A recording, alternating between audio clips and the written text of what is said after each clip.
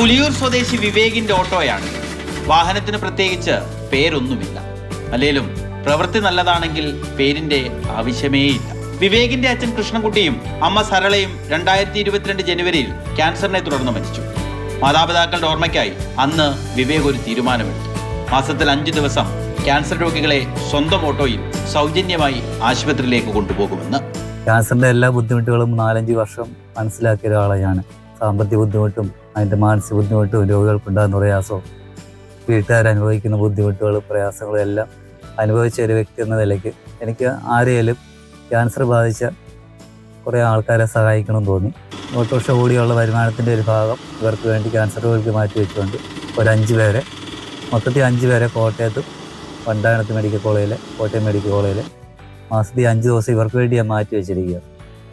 കീമോതെറാപ്പിക്ക് വേണ്ടി രാവിലെ കൊണ്ടുപോയി കഴിഞ്ഞാൽ ചില രോഗികളെയൊക്കെ രാവിലെ വെളുപ്പിന് 4 മണിക്ക് പോയി കഴിഞ്ഞാൽ രാത്രി 7 മണി 8 മണിയൊക്കെ ആകും തിരിച്ചു വരുന്നത്.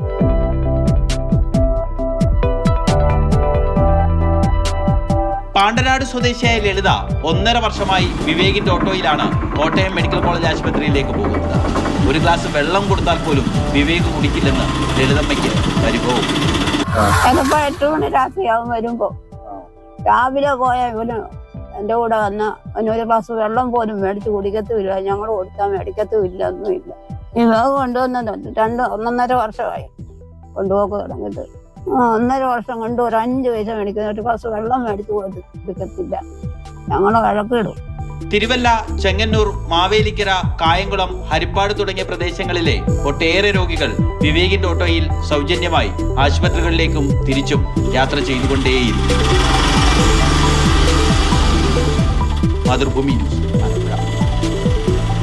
വിവേകിന്റെ കൂടുതൽ വിശേഷങ്ങൾ രഘുനാഥ് നാരായണൻ പറയും. രഘു, ജീവൻ നൽകിയ, ജന്മം നൽകിയ അച്ഛനും അമ്മയും നഷ്ടപ്പെട്ടപ്പോൾ അതിൽ തളരാതെ ഇപ്പോൾ സമൂഹത്തിന് വേണ്ടി ഒരു നന്മ ചെയ്യുകയാണ് വിവേക്. ഇതിൽ കൂടുതൽ എന്താണ് അദ്ദേഹം ചെയ്യേണ്ടതല്ലേ?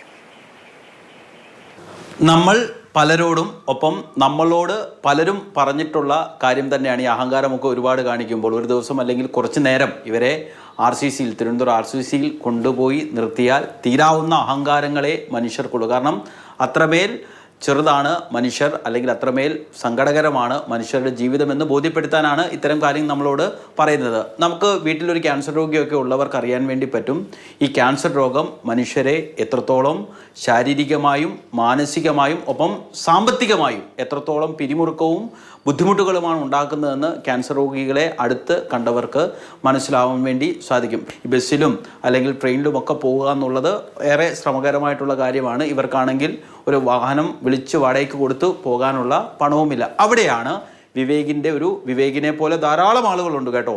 ആലപ്പുഴയിലൊക്കെ ഉണ്ട് ധാരാളം ആളുകൾ. പക്ഷേ വിവേകിനെ പോലെയുള്ള ആളുകളുടെ ഒരു വലിയ മനസ്സ് ഈ ആളുകൾക്ക്, സാധാരണക്കാരായ ക്യാൻസർ രോഗികൾക്ക് ഏറെ പ്രയോജനകരമാണ്. വിവേക് ഈ ആളുകളെ കണ്ടെത്തുന്നത് സമൂഹ മാധ്യമങ്ങളിലടക്കം വിവേകിൻ്റെ ഓട്ടോയും ഫോൺ നമ്പരും ഒക്കെ വെച്ച് ചില പോസ്റ്റുകളൊക്കെ ഉണ്ട്, കാർഡുകളൊക്കെ ഉണ്ട്. അതിൽ കണ്ടാണ് ആളുകൾ വിളിക്കുന്നത്.